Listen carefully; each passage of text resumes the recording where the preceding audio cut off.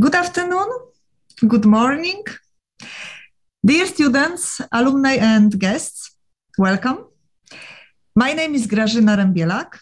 I am Executive MBA and MBA Programs Director at Warsaw University of Technology Business School. On behalf of the school, I would like to warmly welcome you to this second inspirational lecture. I want to welcome students and alumni of our university, Warsaw University of Technology, and in particular of our school, Warsaw University of Technology Business School, and all the guests of our partners, HEC, Paris, the University of Salford in Manchester, the Management Center in Innsbruck, Baltic Management Institute in Vilnius, Polimi Graduate School of Management, Politecnico di Milano, Louvain School of Management, and Zicklin School of Business, Baruch College, New York City University. Today's inspirational lecture will be delivered by our school's director, Dr. Pawel Urbanski. Paweł, you are more than welcome to start your lecture. Okay. Thank you, Grażyna, very much for this introduction. And let me quickly jump to my presentation. We booked 45 minutes up to 1 hour for the meeting. So, without much of introduction, let me jump quickly to what I prepared for today. Right, this slide presents the introduction, which was sent together with the invitation to this lecture. And the lecture is going to be about energy challenges, and the three aspects of the challenges will be discussed: security of supply, climate, and affordability. These three elements are very relevant, especially in the time in which we live, having war, having inflation, having a little bit of concern what's going to happen with economies with recession. The introduction was prepared on the 17th day of Russia aggression on Ukraine. And at that time, some of you may remember that, already gas was 6 times more expensive than a year ago. And Russia just cut off supplies to Poland and Bulgaria. And we know that recently they were cut off also to Finland and to Netherlands. And today, there is an alarming news from Germany that they might actually have also a problem with supply. Well, we will try to answer a few questions. So where the supplies of energy may come from in the future, what technologies we may choose, as all this storm will sort of see somehow. And all these elements of the picture we will also try to draw with respect to climate, which is still extremely relevant issue. And then we will try to answer a question: will it all make us stronger? When we will discuss the facts and some opinions, and then try to talk a little bit about this particular, answer this particular question. Well, the first slide is the one that you see here, actually presents the story, right? So we had actually the first pandemic in 100 years, the first invasion in Europe in 75 years, first inflation around the world in 40 years, record fuel prices. And on the right-hand side of this graph, you see the concentration of CO2 with a bit of sad point that already, after the COVID, the concentration and emissions raised again, and there is a 6% increase from 2000 to 2001. And of course, the major reason of it is burning fossil fuels, and coal contributes to this increase in something like 40%. So you see those two, the pictures on the, as you see, this is the thousand of years ago. This is the horizontal axis, and this almost vertical line shows the recent years, which are then presented on the bottom graph, where we have this recent, say, 50 or 60 years of the measurement of the concentration. This is the recent Economist article, to which I encourage you, to those who are interested. So this is the picture of the general environment in which we are now. And in terms of climate, let me just build a little bit story on this particular topic, as it relates then to all other aspects of energy security, and we will try to find the answers to the questions what will happen next. So you see here, well, two leaders, Joe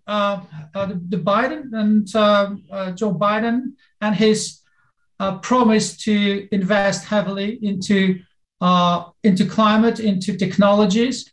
His plans are to invest around 1.7 trillion over the next 10 years, and include private investments, and which would top to 5 trillion. Its sums are really, really serious.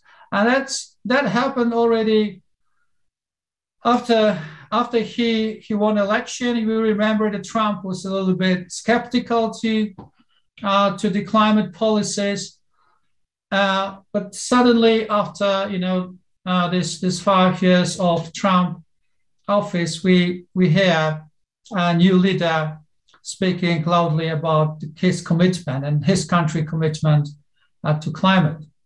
Then on the right-hand side, there is a Green Deal and the picture of Ursula von der Leyen, and again, huge sums which are promised to spend on the climate issues, with a very actually important 3 elements of the deal, including no net emissions of greenhouse gases by 2050, and economic growth decoupled from resource use.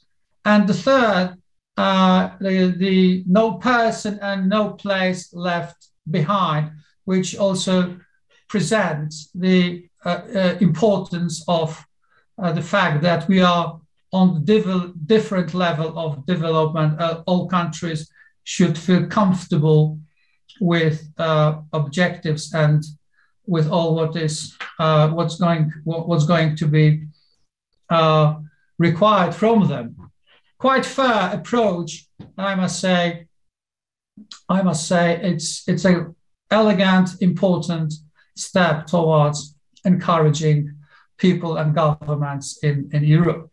On this picture, I just wanted to give you a view what countries are committed already, and the axis, the years on the left-hand side, and the colors illustrates who commits to what date, and the red, orange are those which are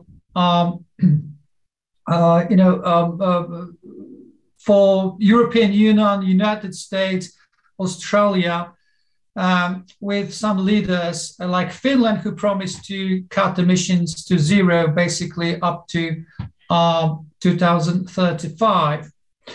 And that picture, was drawn in 2020, showing quite a serious progress in discussion about what is needed to save the planet.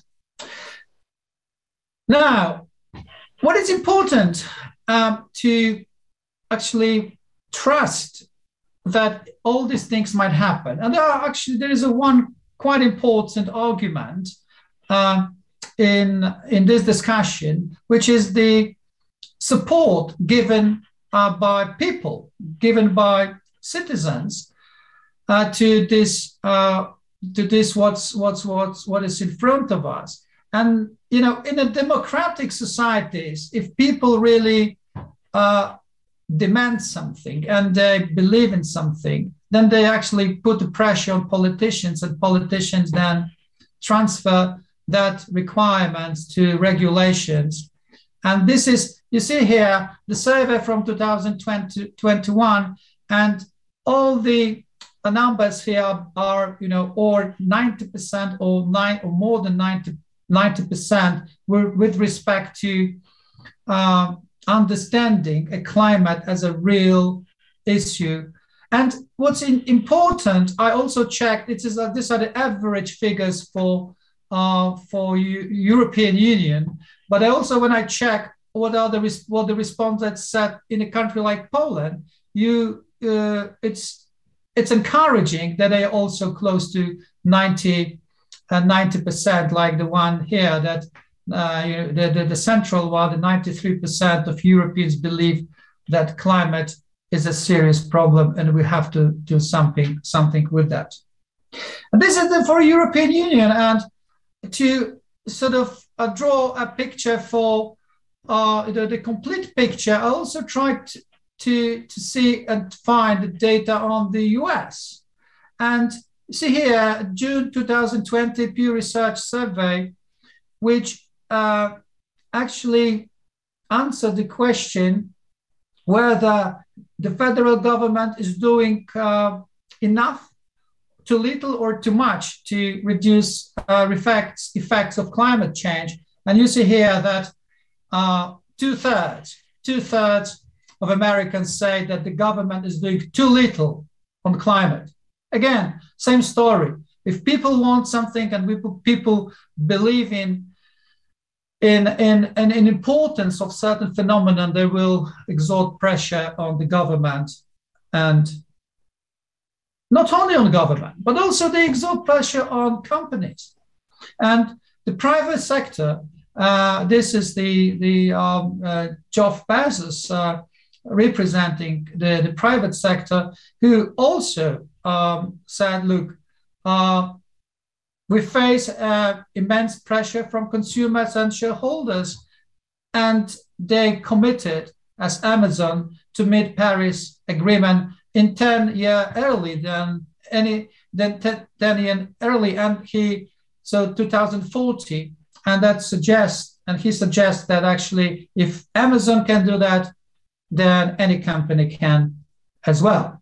So we have here the companies and the private sector. This actually graph presents the spectrum. I'm going to show you. It's a very elegant graph, but it's too big to be on just presented on one slide. These are the companies from Fortune 500, and all of them actually made, and not all of them, 163 of them, they made pledges with regard to climate.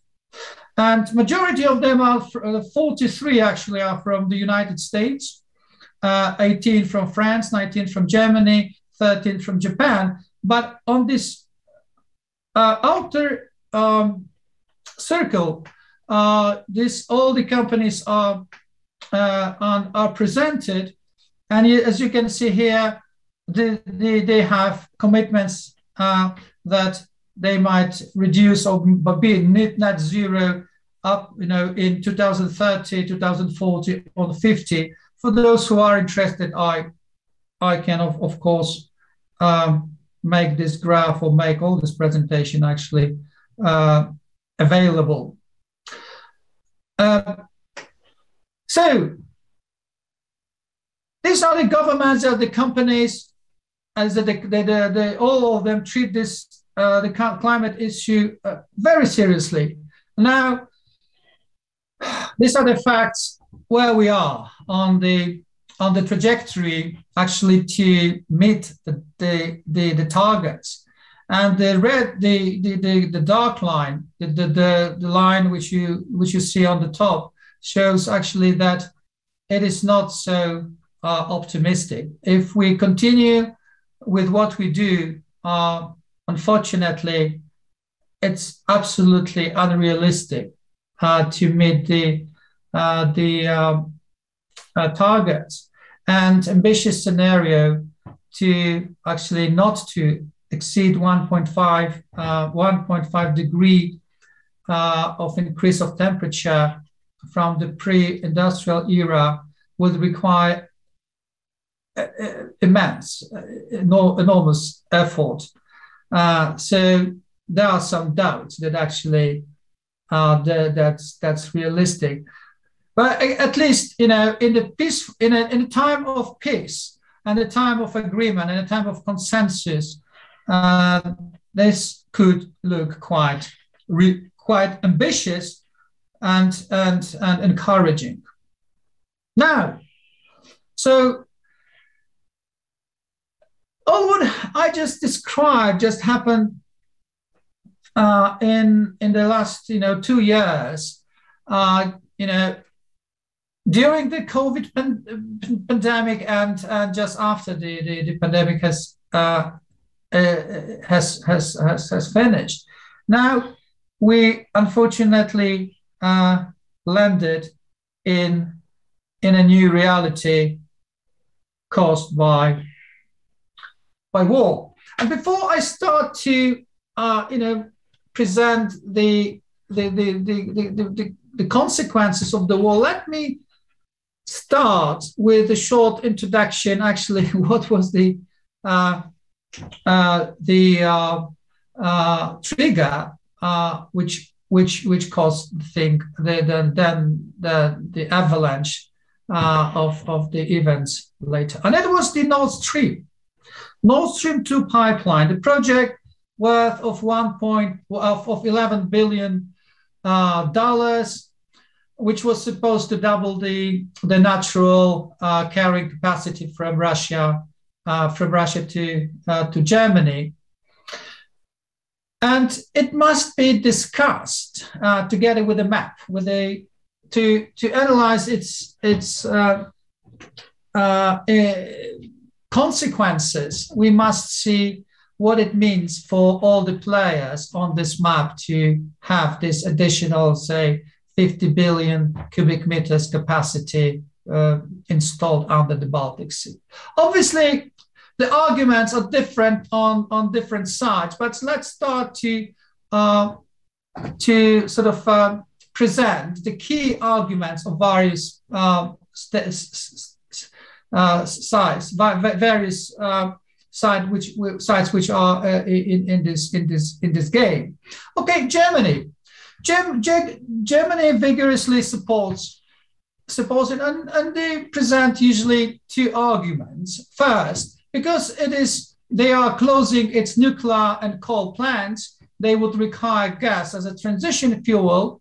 But the other argument of Germans is that industrial companies such as BASF, considered this cheaper gas as essential to be sourced from Russia in order to compete with the American rivals, with American chemical companies who have actually access to cheaper gas in Northern America.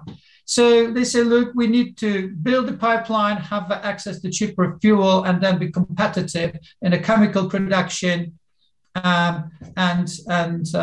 in all pharmaceutical plastics, all the things which require, together also with fertilizers and other products which use heavily gas. So the arguments are from the power sector, arguments are from chemical sector, and of course governments was to wanted to help and support this industry. So there's a Germany. America, they were from the beginning in opposition to the pipeline, arguing that it has too much market power and therefore geopolitical power to Vladimir Putin, and all people were already aware of the behavior of Putin in Georgia. Then there was a Kremlin in 2014, and generally, this geopolitical power was treated as a serious threat.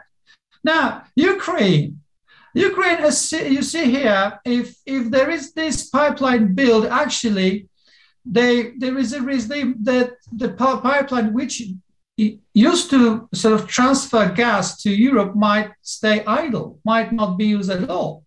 And then it means for them losing quite serious funds. It's roughly $2 billion a year of transit fees. Very important for the state budget to earn. And additionally, of course, it will make the country more dependent on Russia at the time when its own supplies are dwindling or are going down, or there are some complications. The very serious arguments for the country like Ukraine not to actually lose the revenues and not to be blackmailed in case they have no alternative. Poland, firmly against having been previously experienced by Russian energy blackmail. That's, I'm Paul, so yeah, I can sort of confirm with my own words that this is the issue, and I was quite close to certain developments here, which make first actually negotiations with Russians are very, very tough. There is no clear rules, and although I was not in a team of negotiators, but I can sort of assure you that it's hard for politicians to agree something with the supply of gas, knowing that in winter you must make sure that people have a warm houses. So Poland against this project. Now Russia used to argue that America wants to stop the deal so they could ship actually more LNG, more liquefied natural gas to Europe. And therefore, they don't want Russia to sell their products to the European customers. And Russia, consequently, together with Germany, argued that, okay, this is just a private and commercial project, and we should not be worried about any consequences after it is built. Okay, in autumn 2021, the construction of the pipeline was basically completed. And on November 19, the Germany regulator halted the certification process, actually on a very fair ground, explaining to Gazprom and to Russia that, look, we have in Europe a certain rules, unbundling rules, that it requires some licensing and structural changes. And that certification would take a couple of months, together with the approval of the European Commission. And during this all what was actually stated by Germans, Russia continued to mass forces on the Ukraine border. And this picture on your left-hand side, you see it's from December or January 2022. 150 troops surrounding the country on all sides, including troops in Belarus and Transnistria, the southern part on this map. At the same time, trying to, or expressing a disappointment with what Germans are doing with the pipeline, they also started to decline gas flows from Russia, and this is visible on the graph, which you can see again on the bottom on the left. This is the end of the year 2021. You see that gradually the amount of gas supplied to Germany, and this is to Europe. Actually, this is the flows to European Union, but majority of it landed in Germany, because this is the pipeline gas. So you see, there was actually concentration of troops around Ukraine. There is the clear signal that, okay, we are not going to tolerate this delay in pipeline operations.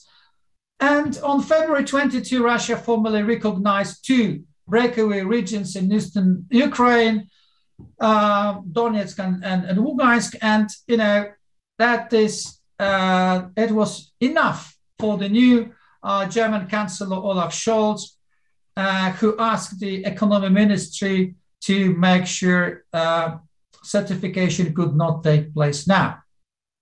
So this is the 22nd of February. Germans said, okay, if you sort of openly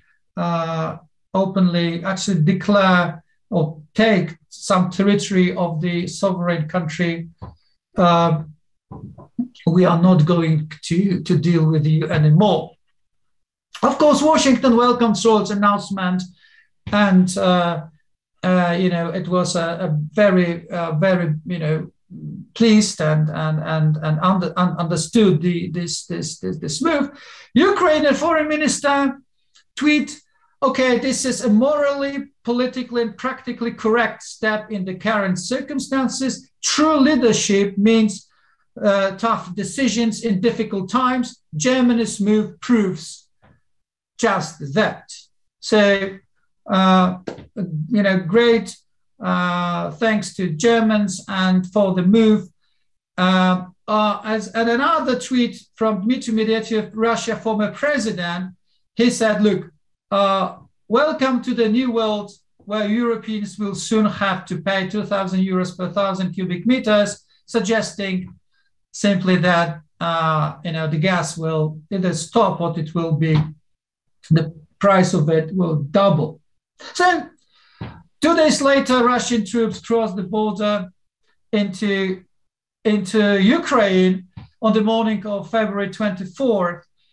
So masks have fallen, and who believes it was a commercial project? Of course, it was not a commercial project. It was one of those projects which are typically geopolitical and driven by political interests.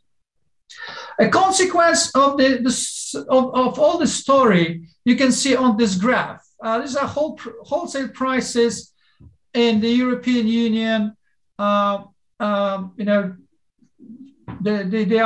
These are drawings and data from 2018, and you can see that end of 2021 and 2022 is just as the spikes are visible. The gas became extremely expensive in Europe. There were additional circumstances the weather was uncertain. People worried here that there won't be enough wind during the winter time, and as we know that wind is very important to supply electricity, and if there is a windy period, then that has to be covered by gas. And suddenly also it happened so that not all the gas storage were filled, and which is not funny, but it's true that Germans had filled their storage in 30 or 40%, but not realizing that actually that storage facilities were already owned by Gazprom, who had no interest, obviously, to fill the storage adequately for the winter. Let me now very shortly present the economics of the European power system to give you a kind of a notion on the sort of options that we have to deal with the crisis. So I collected data for 2019 of the European power industry on installed capacity and production, and I intentionally used 2019 as it was before the Brexit, but also before COVID, so we could sort of observe data as sort of in a certain equilibrium, if you like, before all other sort of extraordinary events which taken place later on. So you see here the installed power capacity by fuel source, the production, then there is hours of operations of each technology, and you have the utilization rate. So you see if a certain technology, the first one is hard coal on this graph, the installed capacity is 58 gigawatts, and the plants run through, they produce 2018 terawatt hours. So if we divide terawatt hours by gigawatts, we have a number of hours which this plant operated on average. And when we divide the number of hours by 8,760, which is the total hours in 1 year, we have roughly the utilization rate. So this is the very simple, but I think quite a it's important for me to build a story on that on the next few slides. So I then sort of grouped to the major fuel categories the data to make the picture a little bit more readable and understandable. So you can see here, this is just the shorter version of the table which you saw on the previous slide. So we have renewables, we have nuclear, we have lignite. Lignite is a kind of a coal which is a little bit less caloric than hard coal. We call it lignite, or we call it sometimes brown coal. It's only in Germany, in Poland, and in Czech Republic. But I decided to leave it as a category. Then we have coal and gas. You see that renewables utilization rate is relatively low, which is not surprising because these are in majority the weather dependent sources of electricity or technologies. So they are from wind, from solar. The hydro is most stable and is also classified here as a renewable.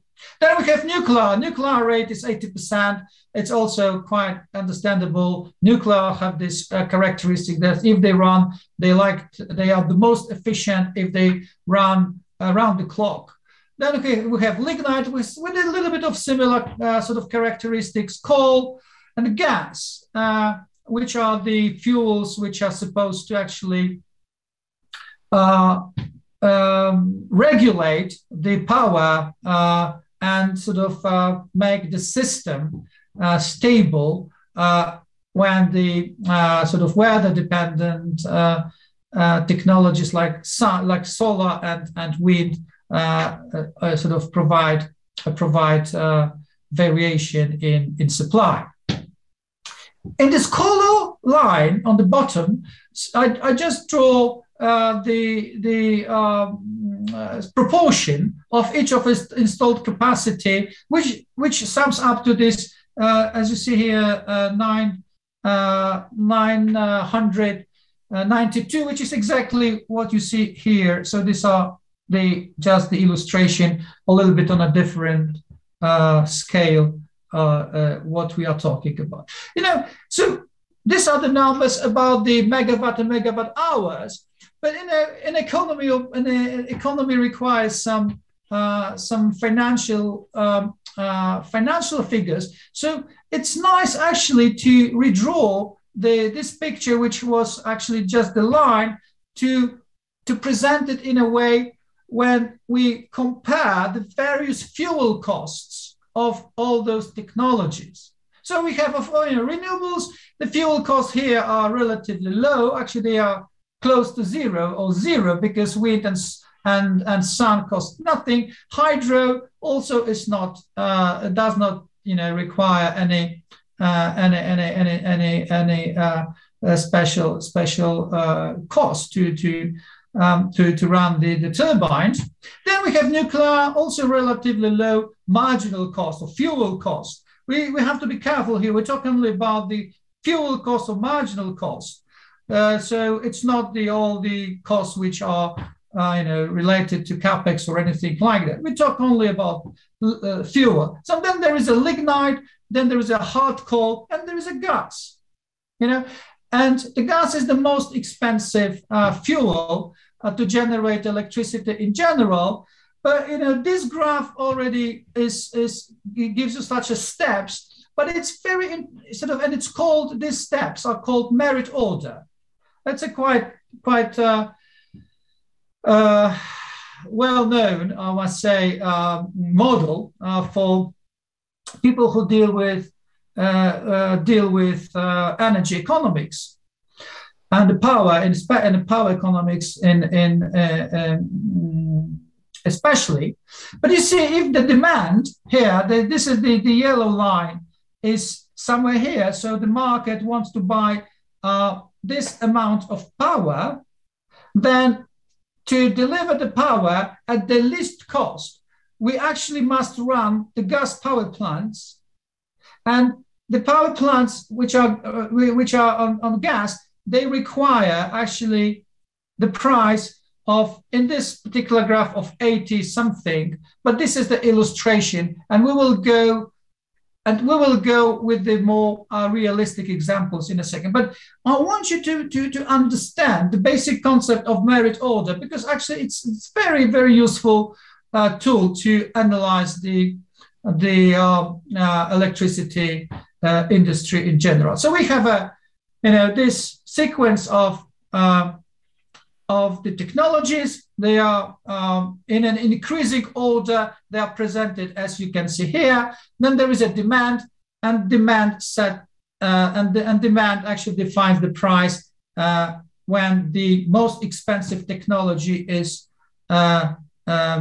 used to sort of meet the demand at a particular moment.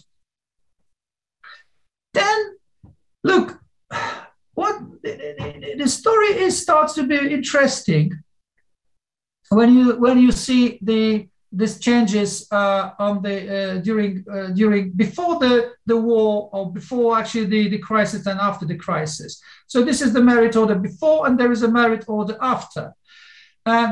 This right hand side picture is now a little bit bigger here, and shows that there are fuel costs required to produce this amount of electricity, and there is a profit, which is the difference between the area which is the whole rectangle and the fuel cost. And this profit actually to give you a kind of illustration, we talk about something like 1 billion euro a day. And fuel cost here, gas, which is right, this is gas which is under here, and this is it's something like 0.5, 0.4 billion. And this actually, so we talk about 1 billion euro of profit, which goes to the utilities in Europe.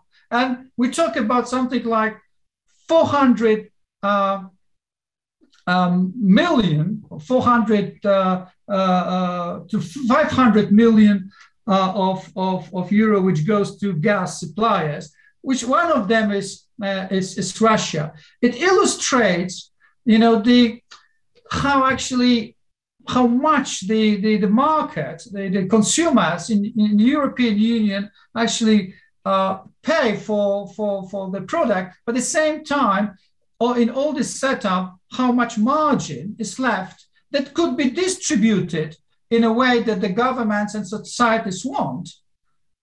Obviously, the most obvious way to distribute the value would be to support the poorest. But also the profit, which you can see, which is sometimes called windfall profit, and it then is taxed by the windfall tax already in some countries, can also be used to install more renewables on more capacity, which is not dependent on the supplies from Russia. It exactly actually corresponds to what was observed by Bruegel, a very good consulting boutique or consulting firm, presenting how much Russia is earning on the high gas prices. And as you see here, they notice that altogether they increase from, say, 200 million a day to 600 million a day. And we talk about just the whole export of gases. Not only power sector uses gas. So, we talk about two competing parties, but one is really much more stronger, and we need to be aware of that this is not the power of Russia here determines the setup here in this moment. And obviously, the very important question is what we are going to do with the profit which is generated here. And this is as I said, an issue of a serious discussion in each country. But it is at least the scale of the problem. Now, let me move quickly to another element of my presentation, which tries to answer the question: can the war be considered a negative shock to the transition to low carbon economy? That's a very important question. And or does the war energize economies to speed up the weaning from fossil fuels due to the perceived need to become independent from Russian energy? And I was actually quite lucky, because there is a very interesting paper recently published by the researchers from Switzerland, who try to answer exactly those two questions. And the paper utilizes the stock price reactions of firms around the globe to the Russian-Ukraine war. So they measure what actually was reaction of prices as they reflect or capture the current expectations about the future cash flows as a consequence of war. And this is in finance a very fundamental concept that prices of share prices, so that they actually capture the value of the company, and company value reflects the future cash flow which the company can generate. And a comparison of stock price reactions of firms, and in particular those more or less exposed to transition to the low carbon economy offers a kind of an information what was the impact of the war. So let me present quickly the result of the study. And the results are quite striking because stocks of US companies deemed to be the most affected by what the researchers call climate transition risk. And they sought after Putin's invasion, they increased dramatically, while those of European companies did not, which suggests that actually the American companies might treat this war as a relief from regulations, imposed regulations, or the demand of the politicians or consumers to invest heavily into more green, less carbon intensive projects, and let them continue on what's there already well developed, which is oil and gas industry. So we have two words. We have Europe, which is actually treats this transition risk is not visible here at all, as European companies want to continue with what already was started here many years ago, and the US, which now thinks, okay, this is an opportunity to avoid certain change required by the climate policies. Quite an interesting phenomenon, as this suggests that there are two classes of markets with regard to climate change, and this is a quite objective observation based on the reaction of financial markets. Now, this is the question which I also put in my introduction to the lecture. Now, let me try to answer this question in this short presentation. First, I don't know if this graph is visible for you, but this sort of light or light blue points, they represent the ships with LNG cargoes, which were flying, or which were actually supplying LNG to Europe in the middle of the crisis. This graph is the satellite graph, then presented by Bloomberg, showing cargoes head to Europe to ease the energy crisis on the 23rd of December 21. And it illustrates exactly that in such a crisis, which is in Europe, the Americans with their LNG, the abundant LNG, can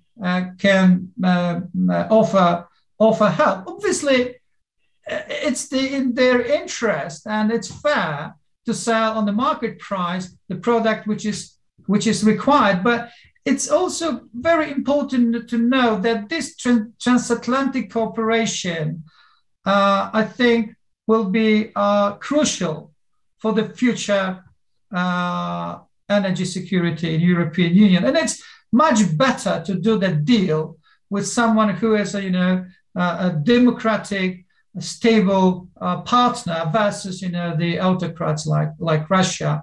And I think that this cooperation in LNG supplies will be crucial. So this is something that will make us stronger if we establish on a continuing basis such a relation. And this is already visible on this graph, as you see that this graph is from the American US Information Administration, Energy Information Administration, I think up to April 2022.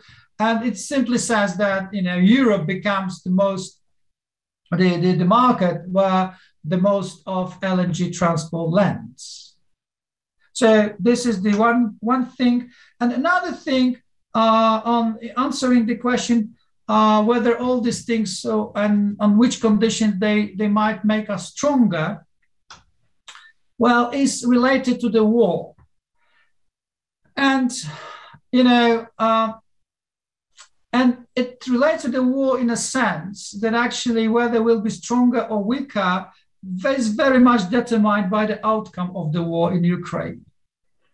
You know, the economist, in one of the articles, they drafted very interesting analysis, and they say that Western countries are now sort of stacking out positions on the end game of the war, and there are two camps, or the broad camps, as it is presented here.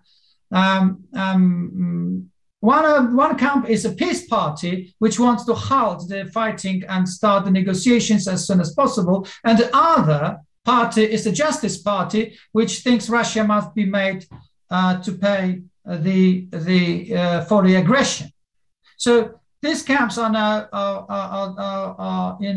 are visible, and everybody probably can think who is in which camp. But if Ukraine is forced to make peace and loses the Russian occupied lands, then Russia has won. That's not a good message. It's a very bad news. Because as one of our analysts here in Poland said, Moscow will prove simply that it can once again change the borders of sovereign states by armed forces using energy and food or grain manipulation as an instrument of pressure to others. And the problem is that if this is, it will again in 1 year or in 2 years or in 4 years, the story will repeat. And that's the bad news. So if we do not allow this to happen, we will be stronger. And the last slide here is presenting the Macron in his first visit in Kiev 6 days ago, which was actually one in 113 day of war. And you can see this picture of Concert Zelensky, and it's often so that one picture is worth more than 1,000 words, because so much depends on whether Ukraine receive authentic and powerful help from the West, and this really, in the long term, will make us weaker or stronger. Thank you very much for listening to my speech, and I'm ready for questions if there are any. Thank you.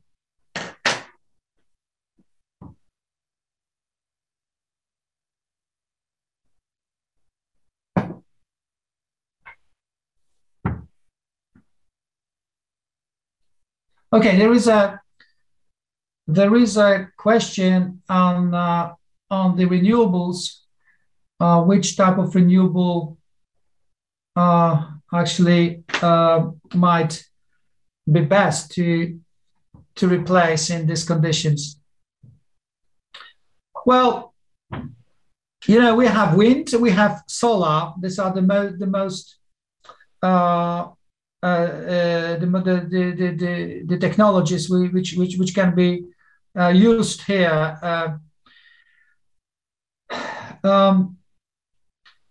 I think that there will be a very good time for offshore wind. The offshore wind becomes like a winning technology to provide quite stable and on a big scale renewable electricity in the European context, like for all countries around in Europe, but also I think around the world. So I would say offshore wind is very important, and I also think that solar will be very much useful to help for to help for in this sort of what is called prosumer segment, or the segment of the small consumers, that they can install the rooftop the panels and deal with the old supplies, and combine sun electricity with technology like heat pumps. So this is something that might happen, and I think that these two technologies might be of importance in the coming years. And they have a very high chance to replace gas, which is the issue, and will remain an issue for the years to come.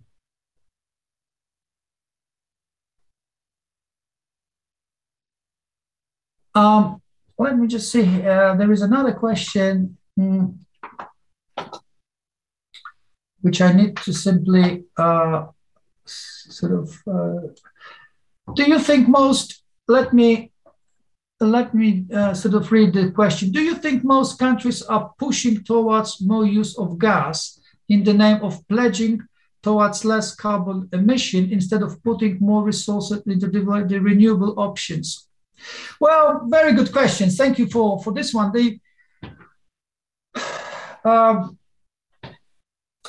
As I tried also to indicate, that it's not so that all interested parties or all involved parties are sort of interested in the green transformation. Obviously, the companies which are now producing oil and gas are now not the one which sort of welcome the development of green electricity. So obviously there is a conflict of interest, and I absolutely see that it's more visible in the United States, as there is still a little bit less pressure from public opinion to sort of allocate more resources. It's to invest into renewables, although in Europe it is already much more visible. So I would say that you are right, that this interest are different. So gas will remain a very important fuel in the years to come. Maybe for 5-10 years, it will be very, very difficult to replace the gas. So therefore, the LNG becomes a winning form of the gas that can be simply brought to the market, to European market, for this transition period. There is also a question which I can see here. What was the main motive of Germany to collaborate with Russia? Well, again, tried to explain that during the lecture, that it's a great interest for Germany to receive cheap gas and to become the competitive economy. Germany is about export, so for them, having access to cheaper resources is a competitive, the source of a very important competitive advantage. So I still think it was the main motive, but it was actually such a naive strategy, and this is already recognized there, that they just did a very bad mistake in putting all the eggs into one basket and trust the Russians, and they trust the Russians too much. So it was the issue, and I will have to find a solution for it. And the there is no satisfaction here. We always said, look, it's not a good idea. Poland, countries like Poland and Lithuania, we built our LNG terminals, actually paying quite a lot, but that was the insurance that we wanted to pay and be insured on the occasion, as we now experience. Thank you, Dan. It was a pleasure, and I finished this lecture, and I wish you a good day, and please enjoy the rest of the day. Thank you very much.